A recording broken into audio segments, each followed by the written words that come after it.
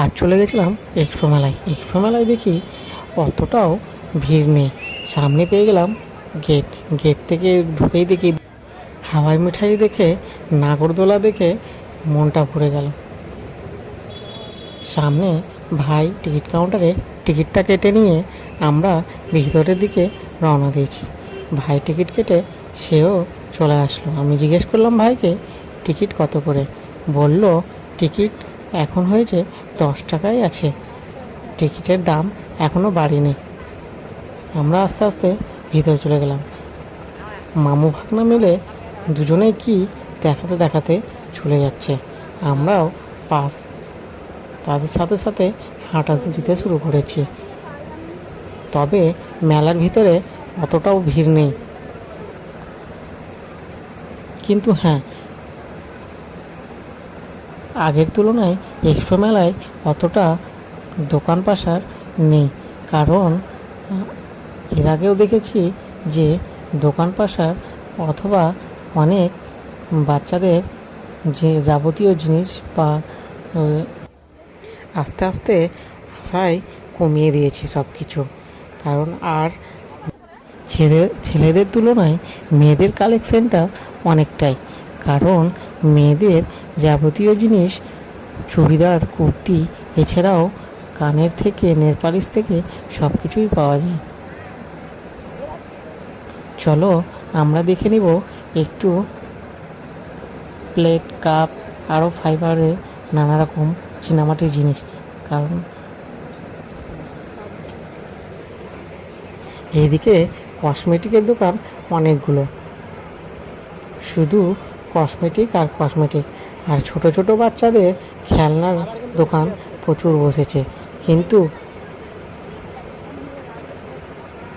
আমার ছোট্ট পাপাটা তার মামু ভাগনা মিলে দুজনেই হাঁটতে হাঁটতে চলে যাচ্ছে।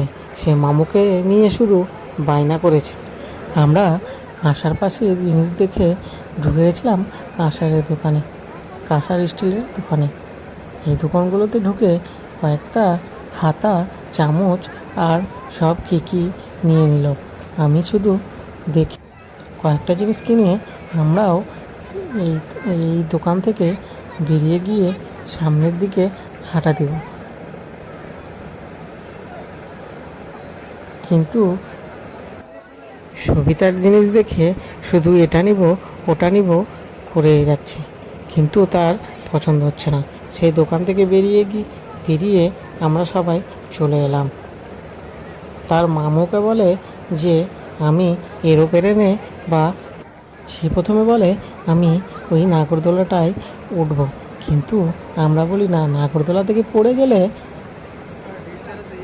আর তুমি নাগরদোলায় চেপে প্রচুর ভয় পাবে, তাই জন্য তোমাকে নাগরদোলায় চাপানো হবে না। তখন তার ছোটো মামু নিয়ে গিয়ে একটা এরোপ্লেন গাড়িতে উঠিয়ে দিল। তখন সে এরোপ্লেনে চেপে খুব খুশি হয়েছে। চলো তোমাদের এরোপ্লেন গাড়িটাতে দেখিয়ে দিই।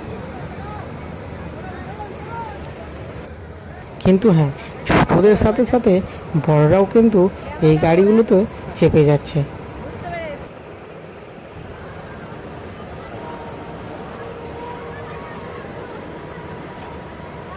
চলো আমাদের সাথে থাকো, আরও তোমাদের নানা রকমের জিনিস দেখাবো।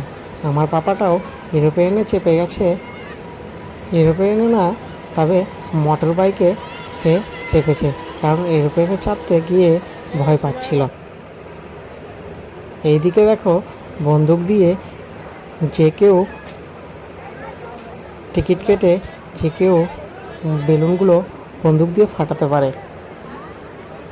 চলো আমরা এই দিক দিয়ে বেরিয়ে যাব। তার আগে সবিতা কয়েকটা কসমেটিকের দোকানে ঢুকে কয়েকটা জিনিস নেওয়ার আছে, তা নিয়ে আমরা খাওয়া দাওয়া করে বেরিয়ে যাব। চলো ভিডিওটি দেখো আর আমাদের সাথে থেকো।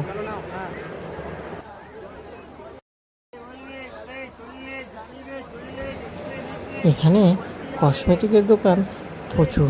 কসমেটিক দেখতে দেখতে আমাদের বিরক্ত হয়ে গেছিলাম, তাই জন্য আমি আর ভাই মিলে অন্য দোকানে যাচ্ছিলাম। সবিতাও কিছু কসমেটিকের দোকানে ঢুকে কিছু নিয়ে নিল, তা ওদের মেয়েদের যা যাবতীয় জিনিস লাগে। আমরা একটা দোকানে ঢুকে মজা করছিলাম। এই গাড়িটা দেখাচ্ছিল, ভাই বলছিল এই গাড়িটা নিতে হবে।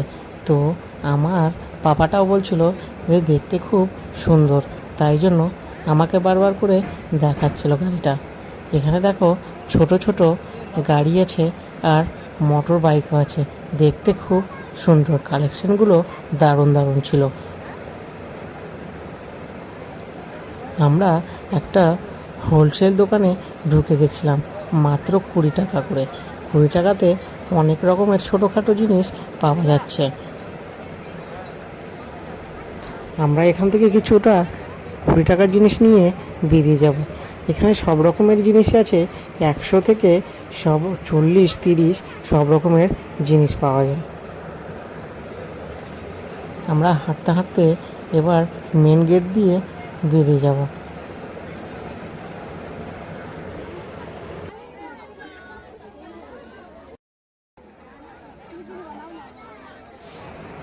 রাত অনেক হয়েছে আর অত মেলায় মানুষজন আস্তে আস্তে কমে গেছে, তাই জন্য আমরা এখান থেকে বেরিয়ে, এখানে দেখো নানা রকমের পাঁপড় পাওয়া যায়। আমরা পাঁপড়ের দোকান থেকে বেরিয়ে চলে গেছিলাম একটু। সবিতা বলল যে ওই দোকানটায় গিয়ে কিছু দেখব, তাই জন্য এখানে ঢুকে সবিতার কাঁচের চুড়িগুলো দেখে খুব পছন্দ হয়েছে, তাই জন্য সে একটা কাঁচের চুড়ি নিয়ে আমরা মেন গেট দিয়ে বেরিয়ে যাব। চলো আমরা মেন গেট দিয়ে বেরিয়ে যাই, কারণ আমরা প্রথমে পিছন গেট দিয়ে ঢুকেছিলাম। মেন গেট দিয়ে তোমরা এখানে দেখতে পাচ্ছ নানা রকমের মকটেল বার আছে। এইখানে তোমরা মকটেল, এই যে এটা মেলার মেন গেট। আমরা প্রথমত এই গেট দিয়ে ভিতরে যাইনি, আমরা পেছন গেট দিয়ে ভিতরে গেছিলাম। চলো টাটা, বাই।